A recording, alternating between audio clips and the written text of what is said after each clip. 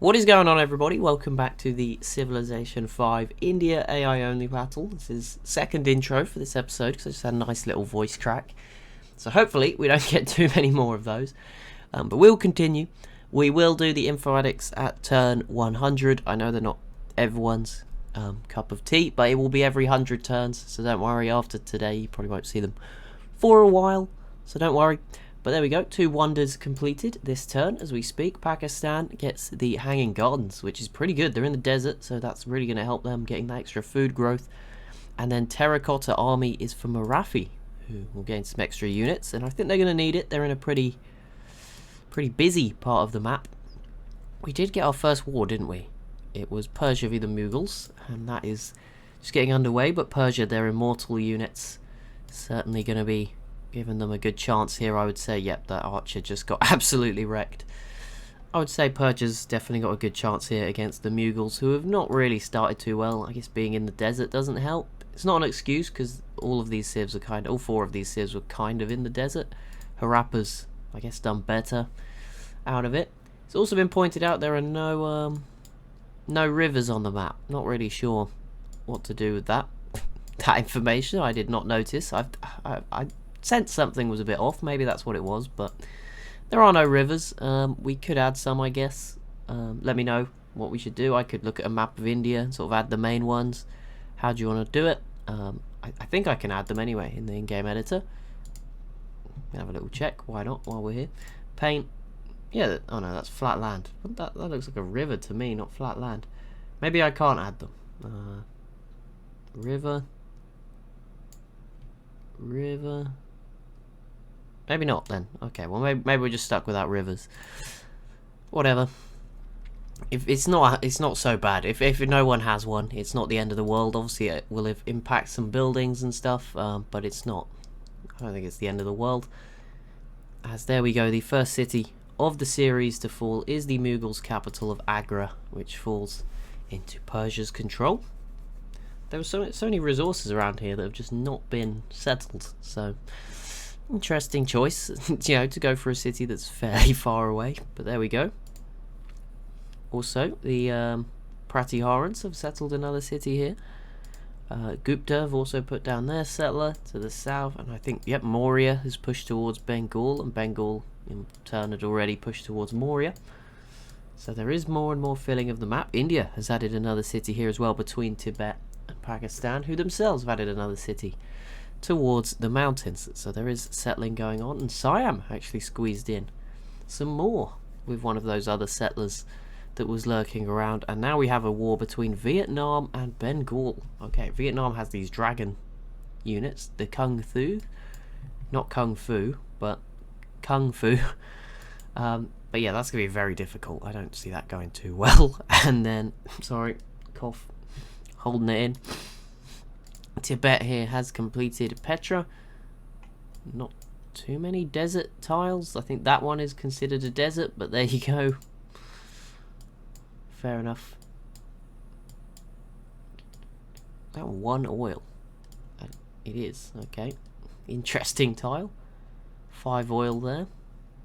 It does look like there's plenty of resources on this map, so we don't have to worry about that being an issue this time around.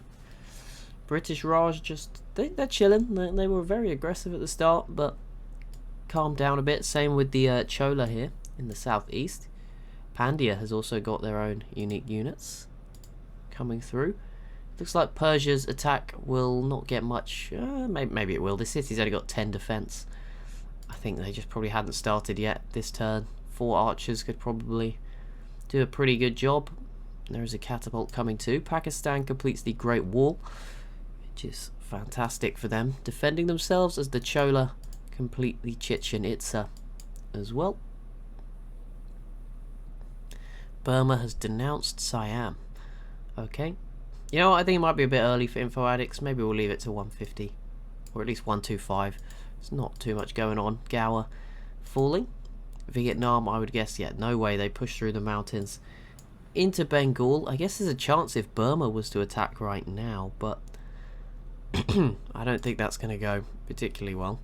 Oh, and Harappa has pushed down the west side of the coast. It's already been cut off by Pratihara. I keep forgetting everyone's names, I'm sorry. But yeah, they do have another city here now, Harappa, which is interesting. See what happens with that. Another Mughals, their final city looks like it might be left alone for now. As India adds Borobudur, and we do get a new religion founded, Vietnam, founding Judaism. Some parts of the map more full than others. Maurya here and Gupta, for example, really starting to fill out this space, and then obviously with Tibet and Bengal on either side, that is going to fill up pretty quickly. Yeah, the main space still in the middle blobs of India. Here's a big open area, but look, there's 6 civs surrounding it. All of them can have a piece of the pie. Same goes down here. There's sort of 5 civs surrounding this area, so plenty to be divided up. There's also this bit of space here, which is still in the desert sort of region, which could be settled, but we'll see. We will soon find out. Of course, there is other places. Yeah, they can't get to Sri Lanka just yet because it's over the deep water. But that will be very valuable territory. And these islands, even these islands, there's an ancient ruins. There's some cows, pearls, oil, 2 oil resources there, crab, silk, more oil, gems. So it's certainly valuable. There's a lot of fish as well, and whales there. So there's a lot of stuff available.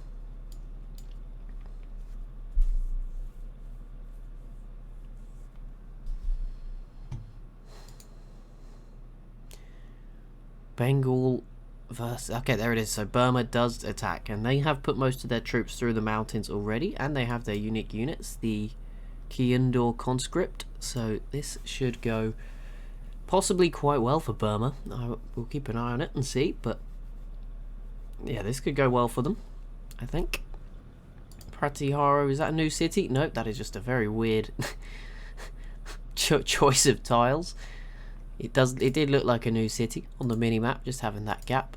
There is a new city. The Mughals did manage to squeeze out one more settler. Maybe the comeback's on. There's still plenty of space up here to become a decent civ if you were to grab, like, settle very awkwardly within these mountains. Very possible.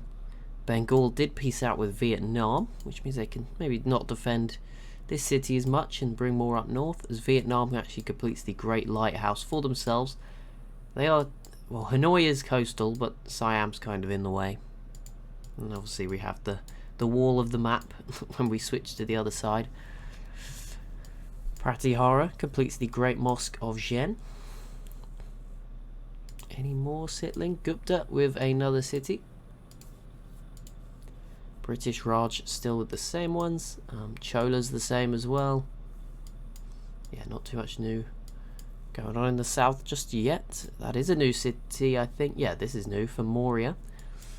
So they are continuing to grow in the north here, and another settler as well. So yeah, they're making the most of Bengals being distracted, but Siam is also in the area looking to settle. So a bit of a race. Let's have a look at who's going to win that. And there we go. Maurya grabs their spot, getting those silk resources between those lakes as well. Pretty good defensive position. And I'm guessing Siam might go sort of where they are at the moment, somewhere like that. Yeah, it's interesting. Siam may come out best. If they can keep settling elsewhere, that's going to really help them in Southeast Asia, I think, to get quite strong. But we'll see. Tibet with the Hagia Sophia, as we get Shinto also founded in Tibet. We'll do another religion overview today, definitely. But we'll just see which ones are kicking on and doing well. And Siam did just put down their settler. Nakhon Chum.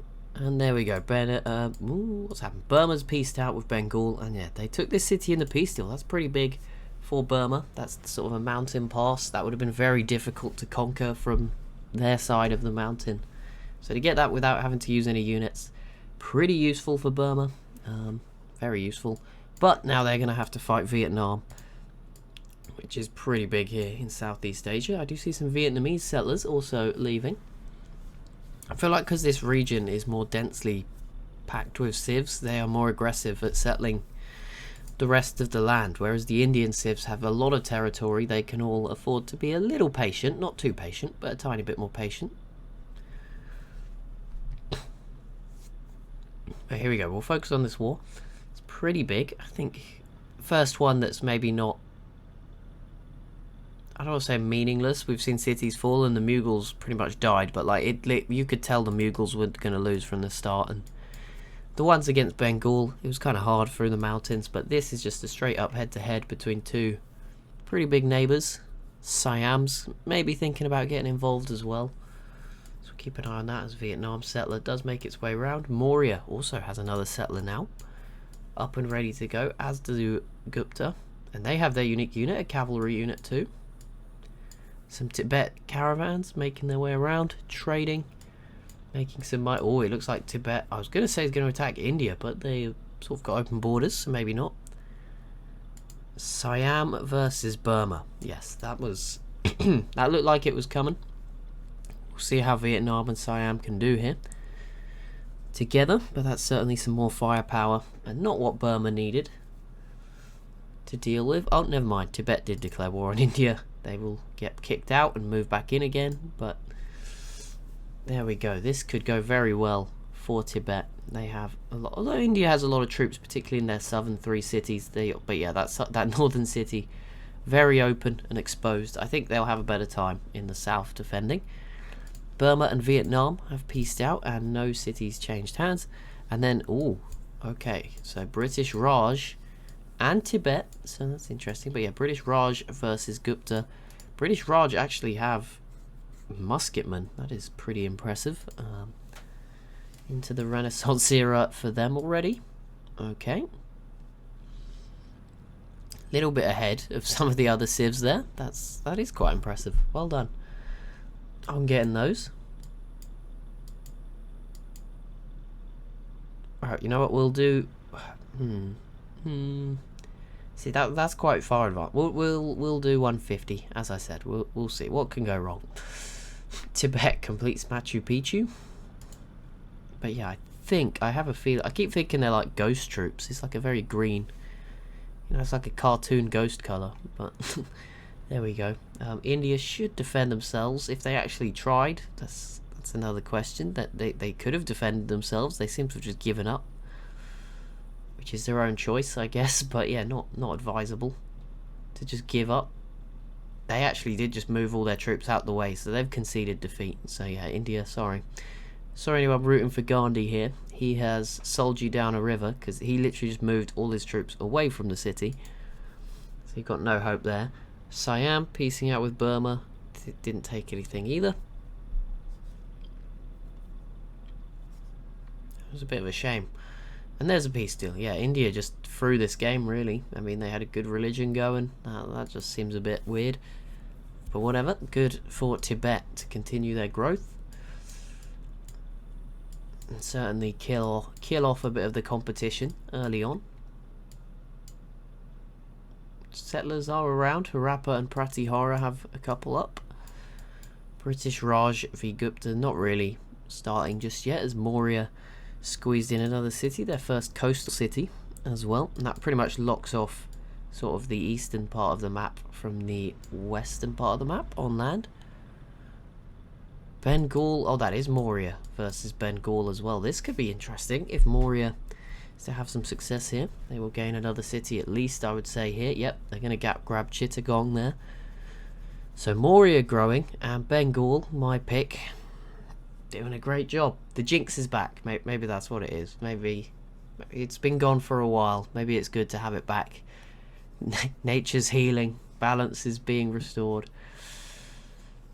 But there we go. Bengal does have a turn to respond, but I don't think it is gonna save them as such. And there we go. No, Chittagong falls into the hands of the Mauryans as Vietnam completes the Himeji castle as well. And now, oh, there you go. See, everyone's overextending a little bit, and then this is what happens. Siam versus Maurya. Not too bad, and in fact, Siam could lose cities if they're not careful. But that is Gupta joining in. But again, they're busy with British Raj, so it's not necessarily a complete disaster. As that is Pandia in the south, who I've not paid much attention to, but they've grown a little bit more. They've just completed Notre Dame, which will be a big happiness bonus for them. And there is another settler from them here, so we'll see where that ends up. And there you go, just like that. They threw themselves into the spotlight. We have Pandia versus Chola. That will be a big war in the south. I'm very nervous that Pandia and British Raj in particular do well, because I think they have almost identical colour schemes. It's very... This is slightly more yellow, but I think the red is the same. Or maybe this one's slightly more red, but they are very similar. So if they're like the big two, it's going to be very confusing on the minimap. Ooh, Pakistan forward settling Tibet a little bit, and they have another settler on the way as well. So they obviously fancy themselves a little bit. Maybe they... You know, the Great Wall will help them defend. Maybe they're friends as well. That will obviously help them out. But that's good. They need to keep settling. Can't get left behind with sort of 5 cities. You need to keep going. There's a lot of civs still with a lot of space. I mean, especially if someone like Pandia was to do well against the Chola, who have a frigate. That came out of nowhere. And there we go. Pakistan did put down their second city. They don't know it yet, but pretty useful resource for the late game. If we get that far with them still here. And a settler there for Pakistan as well. But what we're going to have a little do is a quick look at the religion. At the moment, the dominant religion... Oh, wow. This never sorts by number of cities. It just doesn't do it. Hinduism from India in 21. But of course, with them... taking a big hit to Tibet, you imagine that will probably slow down a little bit. And then the second most popular is Buddhism from Maurya. Then there's 5 cities for Harappa's religion, Confucianism, 3 for Shinto from Tibet, 2 for Catholicism from Pratihara, and 1 for Judaism from Vietnam. I imagine that key ones to look out for right now will... I guess Hinduism is probably going to drop a bit, or probably slow down. Maurya's will keep going. Shinto is the one maybe to keep an eye on, just because Tibet obviously took some of India's main cities that would have been producing a lot of faith. So that's going to help them. And Bengal piecing out with Maurya and giving them the city of Dhaka. That is gross for the borders. But there we go. It's done as Vietnam also squeezes in a little coastal settlement here to get some ivory and oil, which is particularly useful. And still no real winners here in this war, but a lot of wars now throughout the actual continent of India. I don't know where did that Harappan settler go. It's still lurking around. Pratihara did grab a coastal city here, but yeah, the map is filling. There is still space though. There's plenty of space up here. I know it's a lot of desert, but there's a lot of luxuries and strategic resources in that desert, so it's not super unattractive, although yeah, a river would certainly help. Biggest militaries, I believe that is British Raj, Siam, Burma, Pakistan, Vietnam, Tibet, Gupta, Marathi, Pratihara, and Harappa in the top 10. I think there was 9, well there is still 19 civs, I think that's how many there was. 19, 18. The Mughals obviously small but aren't dead. Bengal is down to 1 city but still around. India not doing too good. So yeah, there is some in trouble. Marathi just added a 3rd city as well. So they're slowly growing. But you know, they've got their own land. They're happy with that. And Tibet completes the Alhambra. And we get the World's Congress, as everyone has officially met everyone. I have to vote though again, so not good. We'll put in the World's Fair.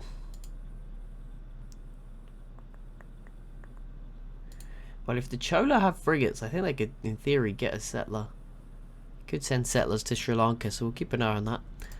But there we go, Pratihara and Tibet teaming up on India again, as Pakistan adds another city here between Tibet and India, so they are starting to get a little bit aggressive. Obviously they need to hold on to this land for a little while so that it becomes more useful, but that's there.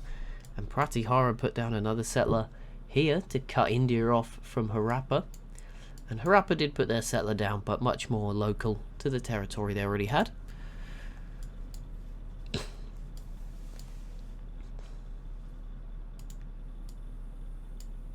Chola has survived early skirmish, 20 population in that city there, and British Raj has grabbed a city off of Gupta, the first one that they've taken. But that will be it for this episode. Sorry if my voice has been a bit cranky, I don't know what the word is. It's feeling better than it was when I was ill, but this morning maybe not the best. Not that maybe it's just because it's the morning, but sorry about that. But thank you so much for watching. As always, if you have enjoyed, be sure to leave a like and a comment down below. Things are shaping up very nicely as we push forward. There's still territory available to most civs, and once there isn't, we'll probably see more wars. But yeah, thank you so much for watching. I'll see you in the next one.